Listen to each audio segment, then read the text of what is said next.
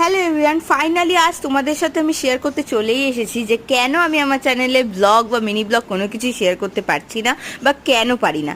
তো সকালবেলা দেখলে অফিস করে এই সন্ধেবেলা বাড়ি ফিরলাম, বাড়ি ফিরে আমার শিডিউল থাকে কিন্তু নিজে একটু ফ্রেশ হয়ে দেন স্ন্যাক্স করে নিয়ে তারপরে পড়াতে বসা। পড়ানোর পরে কিন্তু শুধু ওখানেই কাজ শেষ হয়ে যায় না, এর পরেও ঘরের নানান রকম কাজবাজ আমাকে কিন্তু করতে হয়, যেমন তোমরা আজকের ব্লগে দেখতেই পারবে সেটা।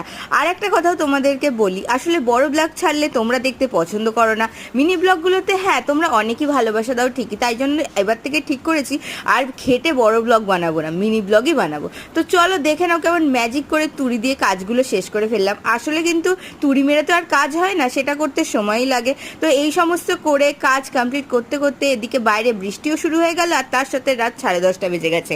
এগুলো সব রথের মেলা থেকে কিনেছিলাম, এতদিন পর তোমাদের সাথে শেয়ার করলাম, এর আগে শেয়ার করা হয়নি। তো ফাইনালি সারাদিন পরে আমি একটু রেস্ট নেওয়ার টাইম পেলাম। আর হচ্ছে নেক্সট